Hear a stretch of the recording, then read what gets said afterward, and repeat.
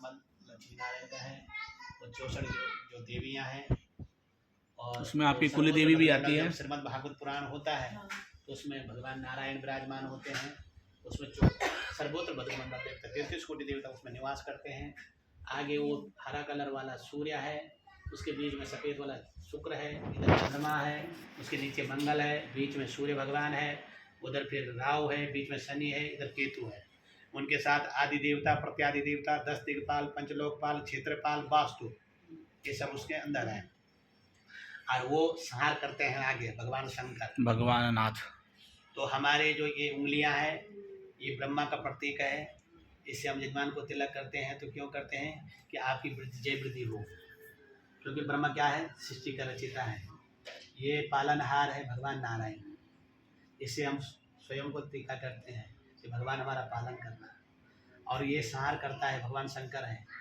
हम जब कोई भी औथी डालते हैं, पूजा करते हैं, हमें सूर्य भगवान का अर्घ देते हैं, ये उंगली और अंगूठा टच नहीं होना चाहिए कलश में। कलश को आप उठाएंगे तो अर्घ यूँ देना है। अगर आप ये सदेंगे तो ये 2 उंगली टच नहीं होना चाहिए, उसमें रक्त का ये अभाव आ जाता है, तो अर्घ को यूँ दिया जाता है। और 2 उंगलियां ये दोनों, इस वाली उंगली से कभी भी हवन हो चाहे शुभ काम कभी नहीं करना। ये केवल पितरों को, जब पितरों के फोटो होंगे वहाँ पे आप तिलक करोगे तो इस उंगली से करना है, क्योंकि ये उद्धार के लिए है, कल्याणकारी। आप लड़ाई झगड़ा करते हैं किसी से तो आप क्या बोलते हैं, देख देख बेटा, ये उंगली आगे जाती है, बाकी उंगली नहीं जाती, मतलब कल्याण करने के लिए होती है। तो ये चीज़ है। फिर उसके बाद बहुत सारे लोग बोलते हैं महाराज हमने तो बहुत पूजा किया, कुछ फल नहीं मिला।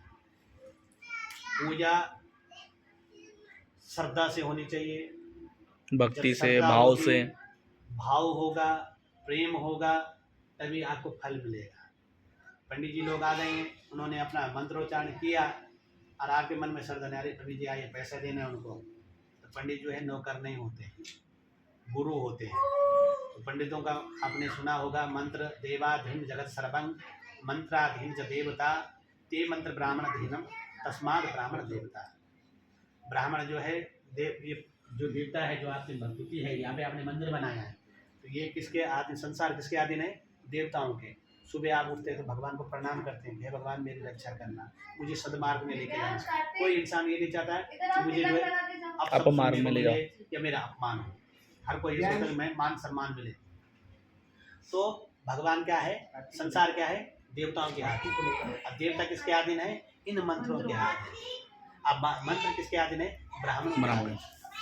आज लोग बोलते हैं, शूद्र बोलता है मैं बहुत बड़ा आदमी बन गया हूँ, पर ब्राह्मण जो है आज भी मंत्री है और प्राचीन में भी मंत्री रहा, राजाओं के साथ भी मंत्री रहा, और आज भी मंत्री। जो आपके नरेंद्र मोदी हो चाहे अमित शाह हो, जब तक ब्राह्मण उनको बताएगा नहीं तब तक वो आगे कुछ नहीं कर सकते हैं। तो ब्राह्मण क्या है, पृथ्वी का देवता है। ते मंत्र ब्राह्मण दीनम तस्माद ब्राह्मण देवता। तो ब्राह्मण, फिर भगवान कृष्ण ने बोला है कि विप्र प्रसादम धरणीधरोऽहं विप्र प्रसादं कमलावरोऽहं विप्र प्रसादं भजतामदोऽहं विप्र प्रसादं मम। कि ब्राह्मणों के आशीर्वाद से मैं अजित हूँ, जिसको कोई जीत नहीं सकता संसार में, और ब्राह्मणों के आशीर्वाद से मैं कमला का पति हूँ, लक्ष्मी नारायण। अब ब्राह्मणों के आशीर्वाद से मेरा नाम क्या है, राम है। अब ब्राह्मण के आशीर्वाद से मैं धरणी, बोले तो पृथ्वी को बोलते हैं, संसार का धारण करने वाला हूँ। तो ब्राह्मण इतनी बड़ी चीज है। फिर बोलते नमो ब्राह्मण देवाया गो ब्रह्मणाय हिताय च जगदिताय कृष्णाय गोविंदाय नमो। गाय और ब्राह्मण को जो है हमेशा बंधन करना चाहिए। और ब्राह्मण को कैसा होना चाहिए, शांत होना चाहिए, मधुर भाषा वाला होना चाहिए, अपने जजमान का हित करना वाला चाहिए, जिसको पुरोहित बोलते हैं। पुरोहित का मतलब होता है घर का पूरा हित, पूरा हित, पुरोहित। हमको अगर नमक खिलाया तो हमको बाहर क्या बोलना चाहिए, अरे हमने तो मेवा खाया है, रेवड़ी खाई है, जलेबी खाई है, कितना आनंद आया वहाँ। तो वो ब्राह्मण पुरोहित होता है। और जिसने अपने जजमान को जो है नंगा कर दिया, अरे वहाँ कोई इज्जत नहीं हुई है, तो वो ब्राह्मण नहीं है, वो केवल पैसा कमाने के लिए नौकर आया है। ब्राह्मण को जो है हंसमुख रहना चाहिए। तो ये ब्राह्मण का ये है।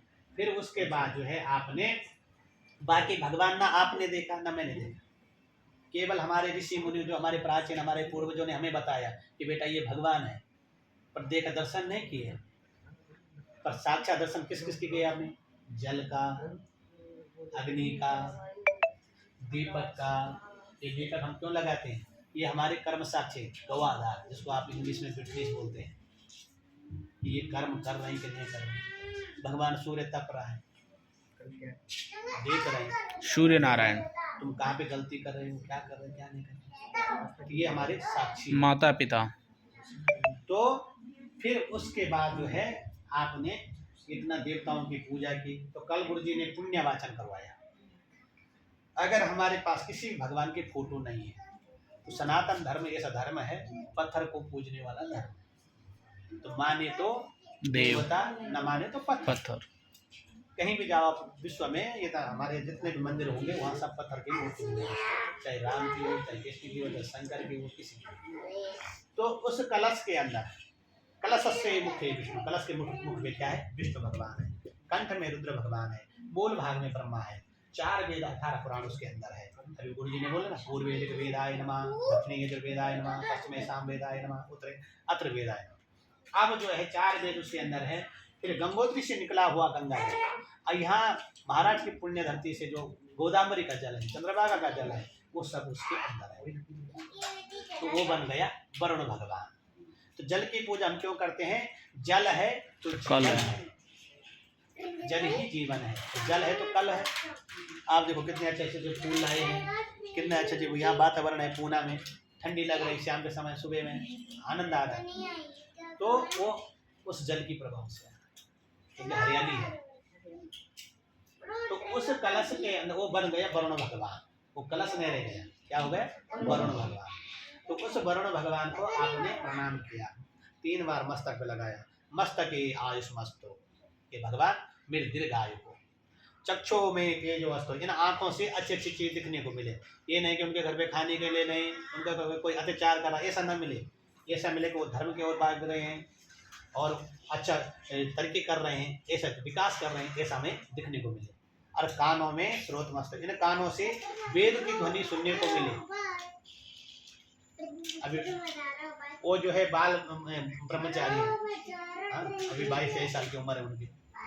तो कितना अभाग्य है आपका जो कि बाल ब्रह्मचारी आपके इधर जो है आए हैं। तो साक्षात भगवान है, तो उनका जो है आपके घर पे जरूर पुण्य मिलेगा।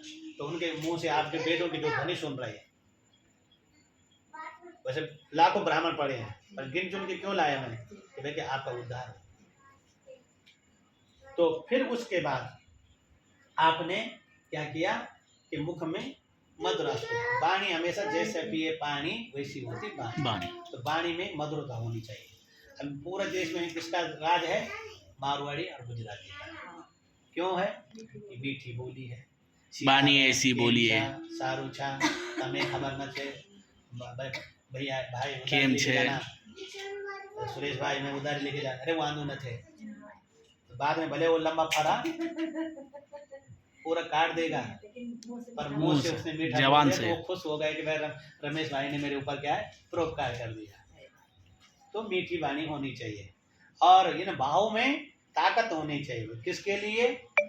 कि जो अपने से छोटे उनको मारने के लिए नहीं, जो मेरी बहन है, मेरी माँ है, मेरी धर्म पत्नी है, उनको कोई बुरी नजर से न देखे, ताकत। और मेरे देश की, मेरे धर्म की रक्षा के लिए ताकत होनी चाहिए। गाय ब्राह्मणों की रक्षा के लिए, गंगा की रक्षा के लिए ताकत होनी चाहिए। और हृदय में शीतल अस्त, जिस प्रकार आपका ठंडा पानी है, ऐसा मेरे हृदय में होना चाहिए। बोला कहाँ पे?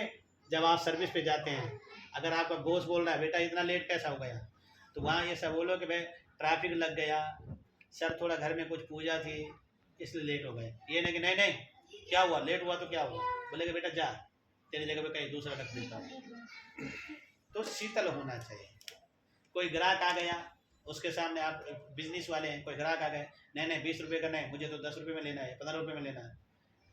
तो पहले उसका भाव ऐसा बड़ा हो कि जो काम करने में उसको दिया जाए, वो खुश हो जाए कि भाई कोई 1 रुपये कम नहीं करेगा। अगर आपने 11 रुपये का सामान लिया, आप 10 में नहीं दे सकते, पर उसको पहले 13 बोल दो, 15 बोल दो, तो घट के जो है 12 पे आ जाएगा, तो आपको 1 रुपये मिल गया, तो बहुत हो गया।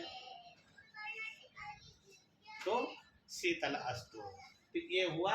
फिर आपने बोला भो ब्राह्मणा मम सपरिवार सपरिवारस्य मम गृहे चंडी पाठ कार्यक्रम पुण्यम भवन्तु कुर्वन्तु। पुण्य का अर्थ होता है जैसे आपने बच्चों को पाला पोसा, आज आप महाराष्ट्र की धरती में 7वें मंजिल पे हवा खा रहे हैं, तो ये पुण्य है।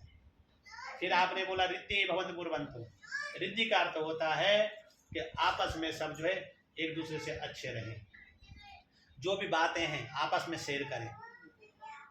ये नहीं कि भाई इसको नहीं बताएं, उसको नहीं बताएं, इसको नहीं करें, इसको नहीं करें। उसमें क्या होता है कि वो द्वंद्व पैदा होता है। मंथरा ने एक छोटी सी बात पे पूरा रामायण में घर तबाह कर दिया। तो आपस में सब सलाह मशवरा से काम करना है। उसको बोलता अरे कितना अच्छा परिवार है, कितने अच्छा, रात को आपने खाना परोसा तो सब ब्राह्मण गदगद हो गए कि कितना अच्छा खाना बना है। तो ये चीज़ें होती, तो उसको बोलते रिद्धि भवन्तु कुर्वन्तु। फिर आपने बोला कल्याणम भवन्तु कुर्वन्तु। कल्याण करता है जैसे पीयूष जी का कल्याण हो गया, धर्मपत्नी मिल गई, 2 बच्चे मिल गए, माँ बाप साथ है, भाई साथ है, घर हो गया। पर अब जो है हितेश जी का कल्याण बाकी है, तो उसको बोलते कल्याण। फिर आपने बोला आयुष मस्ते स्वस्थ।